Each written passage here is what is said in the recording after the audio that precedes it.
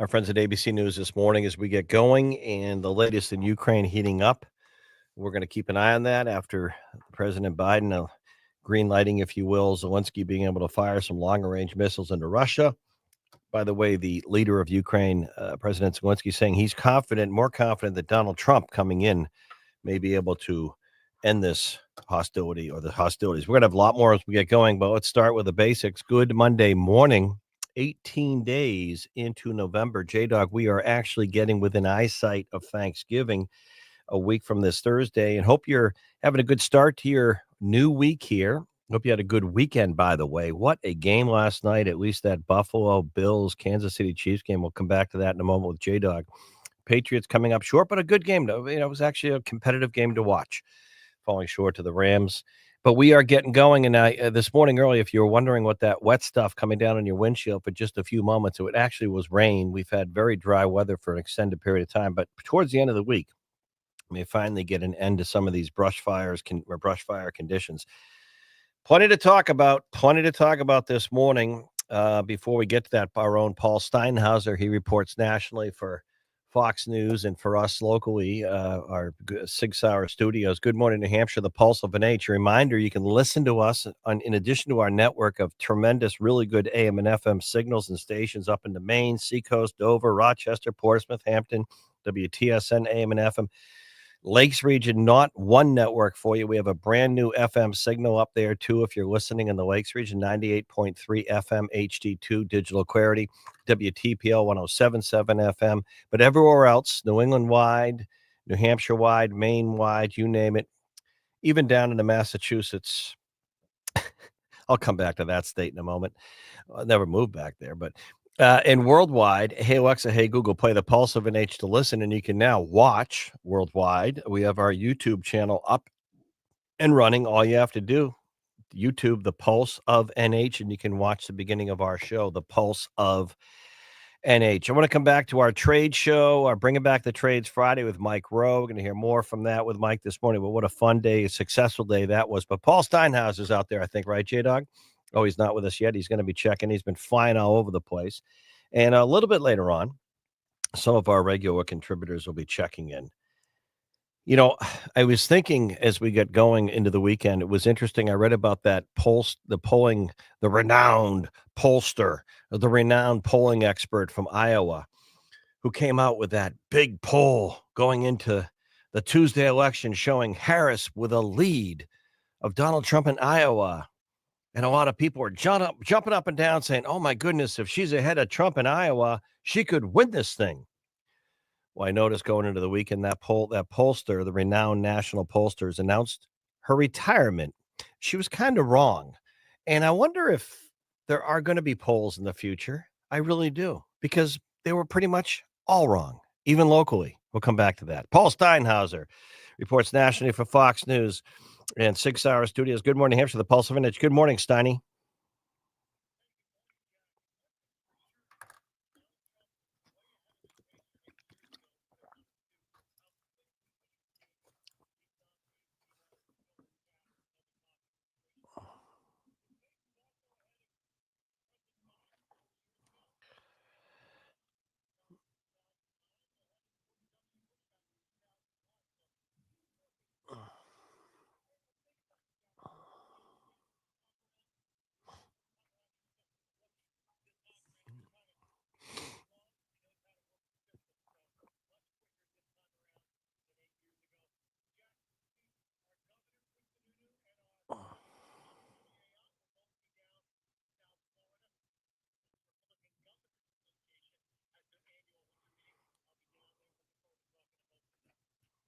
Paul, of the Trump administration is moving very fast. I think they've also know a little more about this process. As Eric Trump had told us the morning of the election, the first time around in 2016, they kind of really didn't. It was all happening so fast.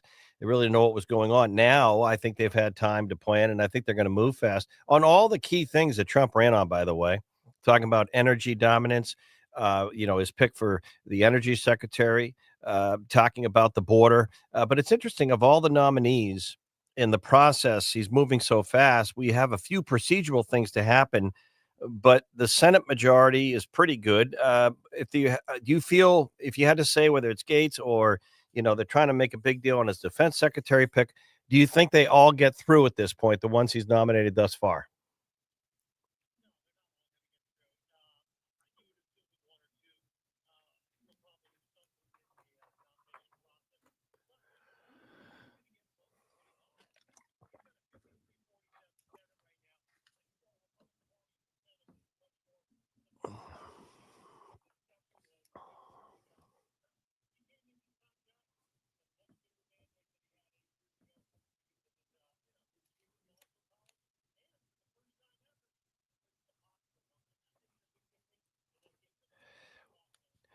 What's going on real quickly in that Pennsylvania U.S. Senate race? I know the Republicans won. He will end up winning, but even the Washington Post was slamming Democrats in Pennsylvania for wanting to count invalid ballots. And their desperate plea is at Casey to keep him in there. So, how goofy is this for Democrats in Pennsylvania? I mean, the optics aren't very good, are they?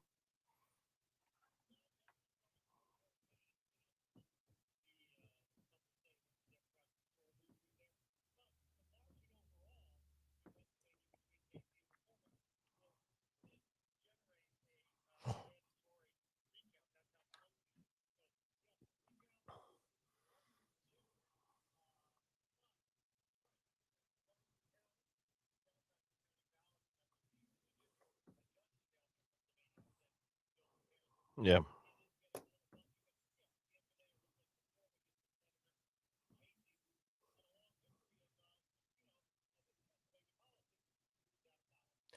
right. Thank you very much. I appreciate it. Thank you, Paul Steinhauser. Travel well, reporting nationally for Fox and for us.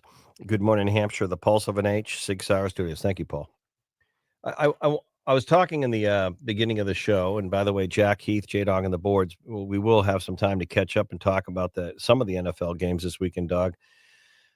And thanks for the help on Friday. I'll come back to that on our bringing back the trades. Well, I got to tell you how gratifying it was on Friday when I did my show at New Hampshire Technical Institute, bringing back the trades in Concord to see almost 5,000 young people. And I define young as probably under 22 years old. When's the last time you saw 4 or 5,000 young people assembled or gathered for anything, anywhere? Seriously. And this reality of bringing back the trades, and I have to say, we're going to hear more from my interview with Mike Rowe. Join me for the end of my show, Dirty Jobs, Discovery Channel, Bring Back the Trades, Mike Rowe, and how he connects with younger people. But what a gracious, genuine person Mike is, and he really explained so much. But he said of all the states in the country, what Amanda Grapponi Osmer, what we did, the Pulse of an H, Governor-elect Kelly Ayotte, Tracy from Procon Construction, or Procon Inc., one of the larger builders in New England, headquartered in New Hampshire. All these sponsors, 80 companies that work in the trades there for the trade show, more than 4,500, almost 5,000 young people there. As Mike Rose said, he goes around the country, and per capita, he's never seen the grassroots like this. And that's where change happens, in the grassroots. That's where change happens. And he said, what you're doing up there in New Hampshire and all the high schools that were virtually connected to Friday's discussion, the question and answer period with Mike, and then Mike joining me, Mike Rowe, and talking about, it's really sad that the trade shop classes should never have left public education 30 or 40 years ago, should never have left. And now we're bringing them back. The jobs are there. Inflation is causing reality in the marketplace. So a family can afford, a person can afford an associate degree, coming and going from one of our great, tremendous community colleges, get a degree, get a job, not be in debt, and make a career. Unbelievable. And it was just great to see. It's really happening. So we'll come back to that. On the show last week, we ran into a hard out given our network growing and expanding of all the stations. So I don't mean to sound like a broadcaster, but J Dog will explain at the top of each hour, especially the top at 58:30, we're out. The music starts and it's computerized, it's set because we have to sync up on all these stations. And it's great. It's a great problem to have, but sometimes our newsmakers, and Kevin Forrest, one of our great contributors, Manchester, VA, partners out there, joins us with an update a couple times a month. And he was making a point. And it dawned on it sunk in on me, and I wanted to come back and give him time. One of the goals we all have for veterans advocacy is getting more veterans to sign up, if you will, to get the support that they earned and served and deserve, but they're not really good at signing up because they feel that someone else needs the help or support more than them. Someone else, they're fine. And through all the years of my veteran advocacy and my 10 years of Make 12 Hours Count, I've met more and more veterans that they're just not gonna, they're not really good. It's not their nature to go anywhere for support or help, even if they do or could use it. So Kevin Forrest joins us again to take a few minutes, talking about a big enrollment number on a number they hit, and I think it's 30,000. I wanted Kevin to have a few moments to elaborate on that because it's positive for our veterans and the VA. Good morning, Kevin. I'm okay. Take it away.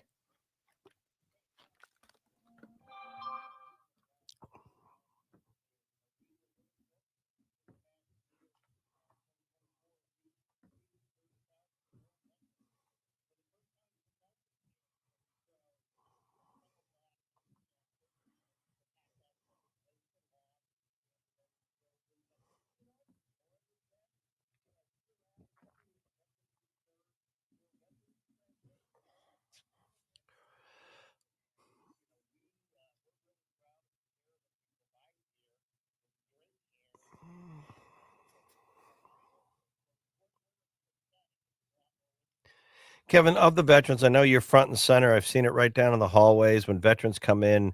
You're the director, but I've seen you actually, if we're talking, excuse me, Jack, you'll go over and greet the veteran, make sure that he or she are being taken care of. Are you seeing two questions I have for you? Are you seeing more women, a female veteran signing up? And the veterans that sign up, are they surprised when they learn the depth and the width of some of the new programs that you've introduced and the new therapies or programs of support medically, professionally? I mean, all the different programs you have that are kind of new or relatively new to Manchester.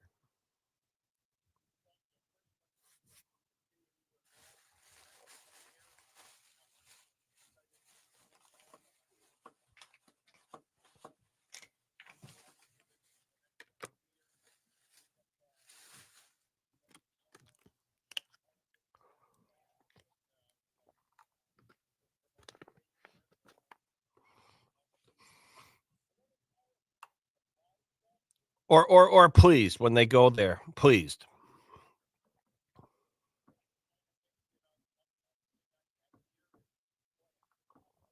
Yeah.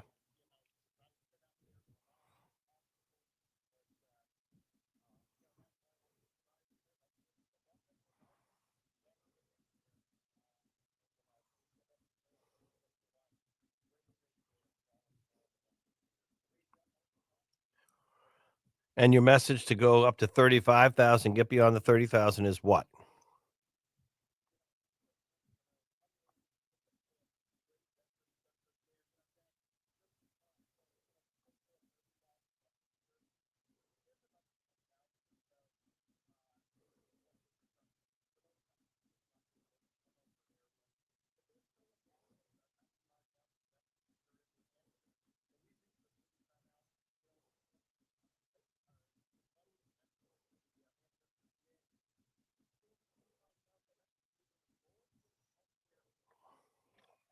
Yeah.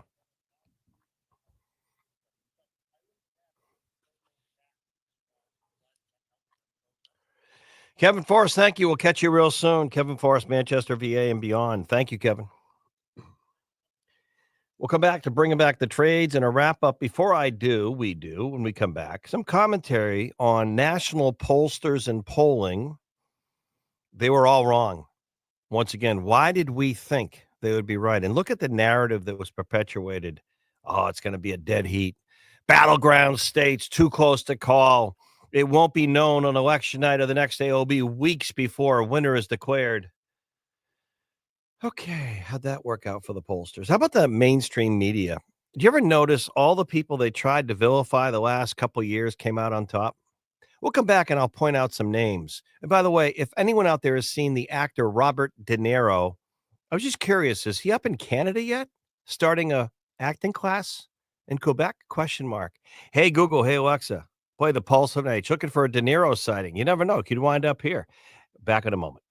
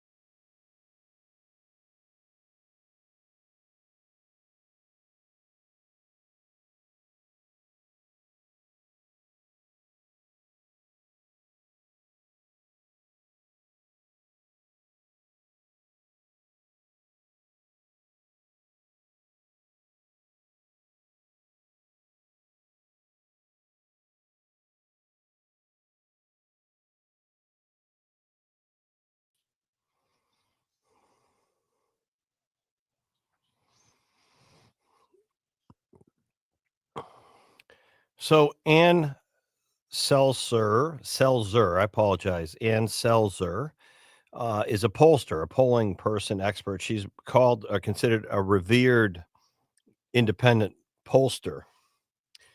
And she came out with the poll going into Tuesday, election day, that showed Harris with a sizable lead in Iowa. Harris with a sizable lead in Iowa. And even some of our regular contributors and analysts were jumping up and down saying, oh, this is not good for Trump. If Harris is ahead in Iowa, oh, Trump's losing momentum. Well, Ann Selzer has resigned. She is retired, not resigned. She retired. Ann retired. She was off by 16 points in that Iowa poll. 16 points. Not 6, 16. Well, Ann was not and is not alone. All those polls, and it's amazing when you think about it. I mean, let's just take a moment here. And we are broadcasting as well, by the way. I just want to check our national channel. Hey, Google, hey, Alexa, play the Pulse of an H YouTube. You can watch 9 to 10, the Pulse of an H, our YouTube channel. All the national pollsters, including Ann Selzer in Iowa, were wrong. She was wrong by 16 points in that Iowa poll. All the other national pollsters had it a dead heat in the battleground states. You remember this? I point this out because why should we forget? They were wrong the last 2 or 3 times. Why did we think the polls were going to be right? And that's what George Stephanopoulos and all the mainstream media go by. Dead heat in the battleground states. Dead heat between Harris and Trump in the battleground states. We won't know the winner that night. Remember that? We won't know the winner for weeks, it could be. It's that tight. They were all wrong. Not just Ann and Iowa. They were all wrong. So when are they going to all go away? That's a question. Mainstream media. Oh, they're just as good or just as bad. Look at all the people they tried to vilify. Let's talk about Robert F. Kennedy Jr. He was in New Hampshire. He was on my show. Presidential candidate, a Kennedy running. Oh, when they thought he was going to take votes away from Trump, the Kennedy mystique, independent, Democrat independent. And once they realized Kennedy was going to hurt Biden and the Democrats more than Trump, oh my goodness, not just an anti-vaxxer. He's got worms in the brain. He's crazy. Then he endorses Trump. Oh, amazing. Within a week or so, all news about an affair with some New Yorker journal. An affair. I mean, he's a Kennedy, but he's has an affair. Elon Musk, brilliant, made electric cars cool when no one knew his politics.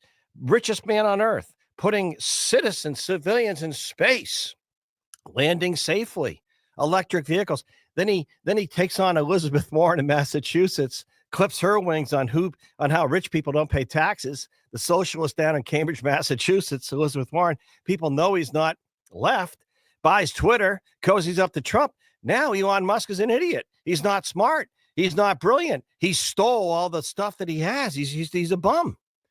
But if he was a liberal billionaire, he'd still be Elon Musk.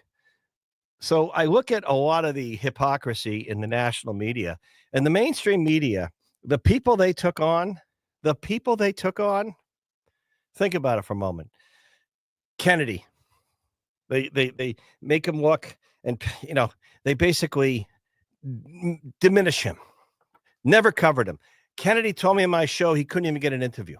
He was running for president at the time. A Kennedy, Bobby Kennedy's son, nephew of Jack Kennedy, Democrat Party. He couldn't even get an interview. National media ignored him.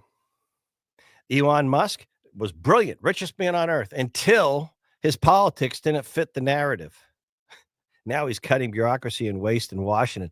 Elon, cut away. Cut away. Vivek Ramaswamy, reorganize, get rid of the fat, make it more efficient. Go. Please. Talk about a haircut that's long overdue. Put Washington on a diet. And by the way, speaking of Bobby Kennedy, let me just elaborate on that. Someone on my show said Friday, might have been Dr. Vikram Mantromani, we've had a healthcare system of sickness, not health, in America for decades. By the way, who wouldn't be cheering for a new leader on health and human services? Our healthcare system sucks. If you want to know the truth, I don't mean to be candid, but why not give Bobby Kennedy a chance in health? Our healthcare system is a racket. It sucks. I define that not by the doctors and the nurses and the PAs. It's not working for the doctor or the patient. Pharmaceuticals have been basically, it's all about money.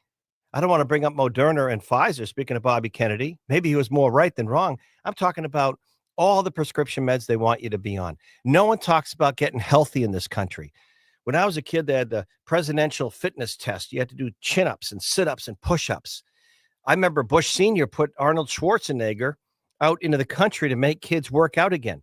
What if we start talking about physical fitness? Get in shape, America. Is that body shaming or is it overdue? Why don't we talk about preventative health care? What if Kennedy shakes up our healthcare system? What are you so afraid of? You can't get any worse. America's not been getting healthier. Why not give it a chance? Why not open up your narrow political mind and give Kennedy a chance? Maybe getting healthy and in shape might make America great or healthier again. What's wrong with that, by the way? So I look at a lot of these hypocrisies. I really do. And I just have to chuckle because I'm looking at healthcare.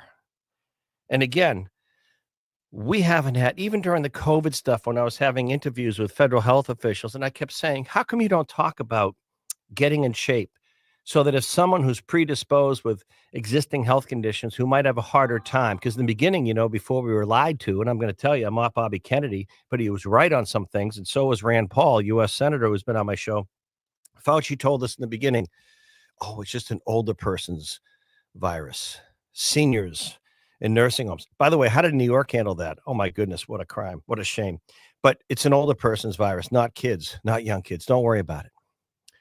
And then, of course, all the other falsehoods and all the other crap started. But the point was, when I have healthcare officials on my show trying to spread public information from the CDC, we were finding that people that were maybe had diabetes or pre-existing heart conditions or were obese, if that's, I don't know how else to put it, we're having a harder time with the virus than some other people. So why would you not go out and tell people, if you're well and okay, this is a good time to get into some better physical shape? Because if you get the virus, vaccine or not, you might have a better go of it. And after I pushed that healthcare official who worked for the federal healthcare system, he said, well, we can't do that. I said, you don't talk about elderberry driving up the immune system naturally. You don't talk about all these things to make someone healthier and work out. Why don't you? Because it could save lives. Well, Jack, we can't do that. It's body shaming. I said, it's what? It's what? Body shaming. We're not supposed to do that. I go, what if it saves lives? So I'm looking at the national media, mainstream media, the people they try to vilify, Bobby Kennedy, Elon Musk. I could keep going. How about J.D. Vance? By the way, a couple of Ivy League degrees maybe in there, tough upbringing, overcame addiction, and his family wrote a book and movie about it. Pretty inspirational stuff. Marine, serves in the Middle East, Silicon Valley, hedge fund banking type person, pretty smart person, right? No, they call him strange or weird, whatever the narrative, trying to make him look weird when Trump picked him. What about the goofy politician from Minnesota? The governor of Minnesota? Talk about a clown, politically speaking. Everything he said had to be dialed back or corrected. Everything Walz said after his being picked had to be like, it was like embarrassing. It was goofy. But no, they cover up, look good that way, but they make J.D. Vance look like strange or weird. Everything the mainstream media did, positive stories on Harris all the way to the end. No negative stories, no negative coverage, not one negative story since Biden was forced out on her. All negative on Trump, all negative. So in conclusion, in some commentary, 603-224-2080, do you notice that the mainstream media, those who they went out of their way instead of reporting on news and being journalists, as political activists, almost everyone, they went out of their way, politically speaking, in the national media, which they should not have done. 60 Minutes, all of them came out on top. And the mainstream media has become mostly irrelevant. And that's not good for anyone, I'm telling you, but they've lost their relevancy, a lot of them. So as these pollsters start to resign, maybe George Stephanopoulos should try to go to Georgetown and get a job teaching Democratic, working for Bill Clinton or, Dick Gephardt or something. But pollsters, 2-4 years from now, why do we even listen to them? They've been wrong. So I think the pollsters are going to go away. Hopefully we get back to real campaigning, doing interviews, enterprising interviews. Let the voters be the customers. When you forget who the customers are, those who really work for a living, pay the bills, drive America, lift America. When you forget who the customers are, you usually go out of business. Hey, Google, hey, Alexa, play the Pulse of an H. Back in a few.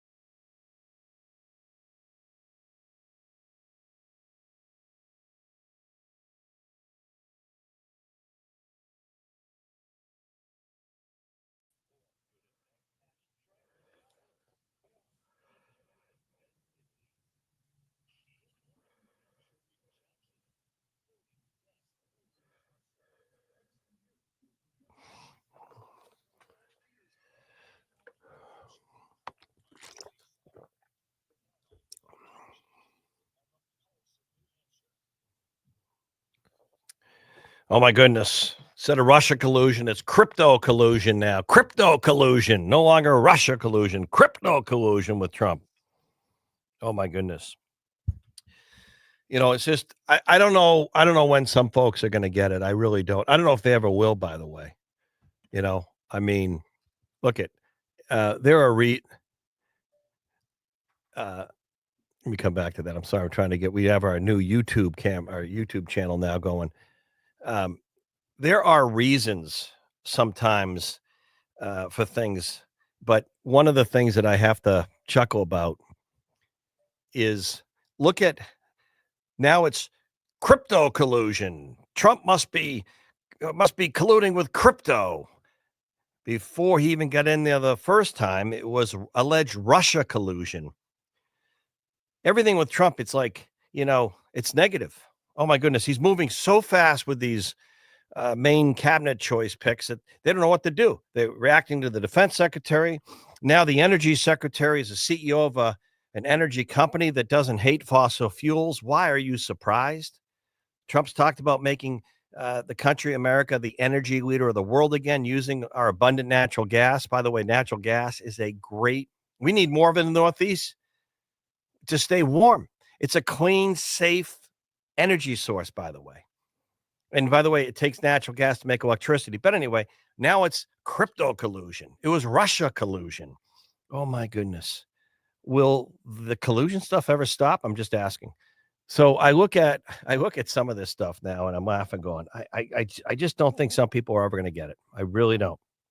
And it's a big change. I understand that for a lot of people. I still don't know if Robert De Niro, if he's where he is these days. He must be taking a few days off, still getting grief counseling and therapy classes. Robert De Niro, the actor, but it is interesting to see and watch it unfold. You know, the last thing I'm going to say with social media and its amazing tool these days, and that's why mainstream media, for the most part, has become irrelevant. Really, with younger people in particular. I was amazed when we had Mike Rowe Friday for bringing back the trades, and 10 o'clock or more, Mike Rowe will be with me, joining more of my interview with Mike, talking about bringing back the trades. But, he's my stage of life in terms of the old, how long he's been on this planet. And he really resonates and connects with young people. And really, it's because of the power of social media. I mean, now we have our YouTube channel. Anywhere you can now watch the show, you can listen to the show. You could be in Europe this afternoon. Hey, Google, hey, Alexa, play the Pulse of an H. Your cell phone, we got the app, the Pulse of an H. Worldwide, you don't need the old FCC license and bricks and mortar anymore. Mike Rowe's podcast, that's the way I heard it. His podcast, connecting with young people. But he was interesting talking about this. And that's why mainstream media, for the most part, has is become less relevant. The pollsters were wrong. So going forward, are we going to start talking about pollsters in the midterms again? Are we going to believe pollsters in the key states again, or Pennsylvania, where they're still trying to count invalid votes for the Democrat who lost to the Republican? Mainstream media. And that's what happens when you forget again who the customers are. That's what happens when you forget. I mean, if you're a restaurant or a business and you forget who your core customers are, your repeat customers, how long are you going to stay in business? Now, Nancy Pelosi, maybe she can go hang out with Robert De Niro somewhere. And if they want to go to Canada, I'm sure there's some nice townhomes available in Montreal or Quebec. Who knows? But when you forget who your customers are, business, it gets pretty tough to stay in business. And I don't care what you do. But the mainstream media, I don't know how much of a reshuffling, but they've been made irrelevant by themselves. They've been made irrelevant by themselves. This radio show's grown, and I like to have Democrats and Republicans and Democrats on the show. I'll give you my opinion. And the reason why I'm still talking about the election is because it just is a few weeks old. And if Trump had lost, you would have people in the mainstream media talking about this for 4 years nonstop. So it's important to talk about hypocrisy, people searching for common sense. Again, you'll hear in the interview coming up with Mike Rowe from Dirty Jobs, and he goes around making his life's mission, his purpose, trying to bring back the trades and make it not a dirty job. Like the plumber next door is no more or less important than the medical doctor next door. And he explains why 30 or 40 years ago, shop classes left public high schools and public education because we needed, quote unquote, more brain jobs. The problem was they should have kept the shop classes because some students gravitate towards making and fixing and repairing things with their hands and their brains and their heads. And some may want to become lawyers. One is not better than the other, but you don't abandon one. And that's what they did. So now we're bringing them back. But Mike Rowe actually lives in California, but he said when he sat down to be on my show and finish my show with me on Friday, I said, before we went on the air, I said, why do you live in California? Why don't you buy a place here? No sales, no income tax, live free or die. And he goes, I'm thinking about it. Your governor-elect, Kelly Ayotte, who moderated that panel, he said she was working me pretty hard to buy a home here and move here. But he said, I'm on the road so much. But he did say, I said, I don't want to go political with you, but we just had a big election. It's part of our, part of the dialogue, even though we're talking about that. And he did bring up one thing. which was very interesting. And I want you to hear this because a lot of people are with social media are doing these little vignettes of why the election went the way it did. And I'll come back to that. But Mike Rowe made a very good point. When I asked him about and you'll hear this coming up, when I asked him about this, because I don't think he's overtly political, but he's very commonsensical. He said, you just can't keep lying to the American people. You just can't keep lying to the American people. And he said, let me tell you one thing that really didn't come up at all, but turned me off, he said. When we pulled out of Afghanistan and I saw our 13 troop members blown up and killed by terrorists, when I saw the explosions at the airport, when I saw the babies from people there being handed over the wire to our troops because the Taliban was coming in to take over, you can't tell America that was a great departure. That's all he said. People are smarter than that. You can't keep lying to the American people. And he just used the departure from Afghanistan as an example. So, yeah, like Seth Moulton in Massachusetts, the Democrat congressman who's in hot water because he's speaking up to his own party to try and get them to learn their mistakes. Learn from your mistakes. You know, you can't lie to the American people and tell them that the current president for the last 4 years wasn't too old or too confused. You can't tell people that inflation was transitory and tell them it's okay. You can't tell people that illegal immigration is not a crisis. You can't keep lying to the American people. So a lot of people are making their own interpretation of why the election went the way it did. And by the way, it went a lot more than the Trump base. That election, winning the popular vote, what did Trump just cost? Just get 76 million. By the way, where did the votes 4 years ago with Biden, like 15 million votes, where did those go, by the way? You tell me Joe Biden 4 years ago got that many more votes than Barack Obama in 2 terms and Trump just did with this historic win? Yeah, okay. Well, we won't get into where they might have gone. They probably never existed, but it doesn't matter. Trump won this time fair and square. So let's move forward. You look at this now, and a lot of people will say, you know, it was because of this or that. The exit polls the day of the election showed that 75% of people going to vote wanted change. They wanted change. Things had gone too far one way. They wanted change. And when you've been force-fed for years that you can't even bring up, that you think it's not okay for a biological boy to be playing competitive sports against girls, like when I was watching the Olympics, this boxer beating up women. When you kid yourself that that's okay, well, guess what? It isn't. And it's okay to raise the question, isn't it? And when you tell people that, you know, you got to use this pronoun because, you know, you're coming out of the weekend. Hey, guy, did you see the Buffalo Bills beat the Kansas City Chiefs? Guy, what a game, guy. Well, that was awesome. You're telling me that I can't say that to a buddy and you want me to say they? No, that's stupid. That's nuts. And I won't use the word normal because it might offend someone. That is not okay. I'm going to say guy or gal, and I don't care what who you are. Be healthy and well. That's all I root for. But don't tell me this stuff. Don't say I can't say American on a college campus with a college in America because it might offend a foreign national. I don't give a damn if it does. I don't give a damn if it does. And people just wanted change. They were tired of being lied to. That's it. The customers, the working class, they were tired of being BS'd and lied to. Inflation was not transitory. We have an illegal immigration crisis at the southwest border. Any fool, any misguided person who might be disoriented can see that that's a crisis. Don't tell me it's not. Don't tell me the Republicans are making up the border crisis. Don't tell me that. Look at major cities in America struggling to house and take care of illegal migrants to the point they can't even take care of a homeless veteran. Don't tell me that's okay. Don't tell me inflation's transitory. Don't tell me Biden wasn't too old or too confused and tell me that I am. Stop it. People wanted change. They got it. Suck it up and deal with it. 603-228-2080. We come back. We're going to get a check-in on the economic front. Doug Tengden, worldmarketadvisors.com. A little bit later on, more of my interview with Mike Rowe. A wonderful day Friday in Concord, New Hampshire Technical Institute, bringing back the trades. More than 4,000 young people were there. 80 businesses in the trades. Over $100,000 awarded in scholarships raised for them to go and get a 2-year degree. bringing back the trades. When's the last time you saw 4 or 5,000 young people gathered for any reason in a positive, good way for positive results for their own futures and our communities? Unbelievable.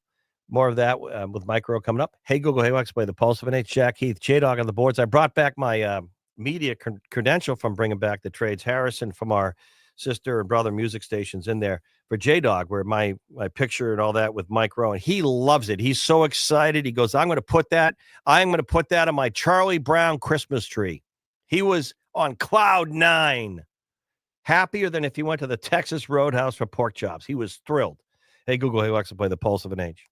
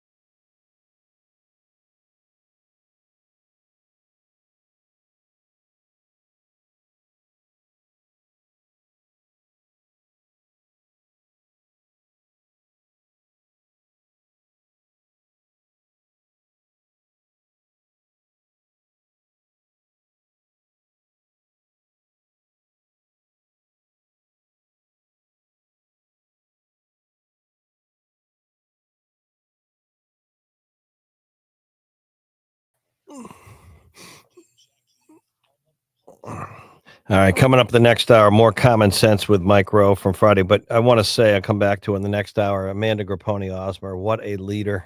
What a humble, smart leader. New Hampshire's blessed, very blessed to have her idea over a year ago to bring back the trades. And Friday was just absolutely amazing to see and watch, and really was to see that many young people gathered together for a positive reason. It was refreshing. It really was amazing to see how many people were there, and they were all like under 25 years old, excited, smiles on their faces, mingling with 80 trade type companies there for jobs and careers, and all the community college presidents working together. That is the good stuff. That is the good stuff. Doug Tengden, World Market Advisors. I don't know where to begin. I really don't. Now it's a crypto collusion with crypto with Trump. That used to be Russia collusion. Good morning, Doug.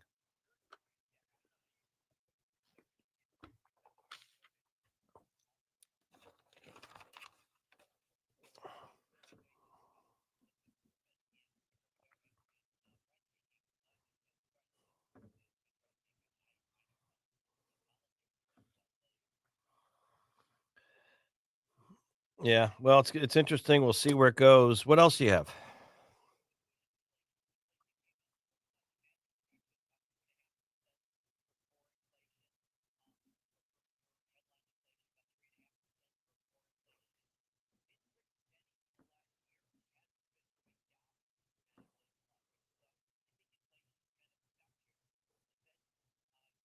Wait a minute. It's not transitory.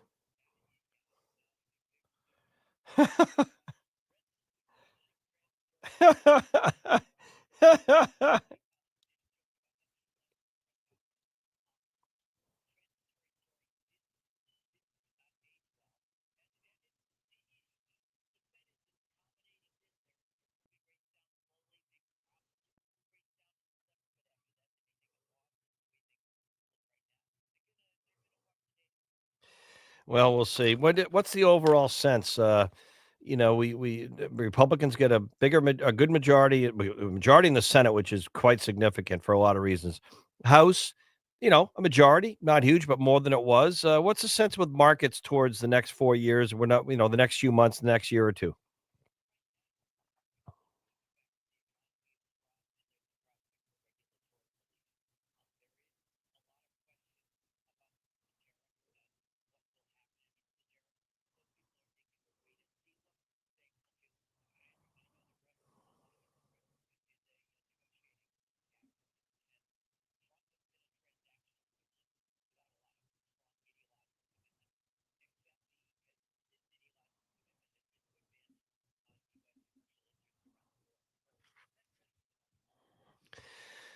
All right, Doug. Anything else on the horizon? Oh, I know.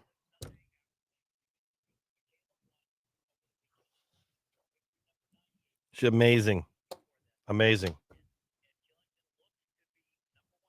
awesome. She is. All right, awesome. Awesome. Thank you, Doug. Coming up, more of Good Morning Hampshire.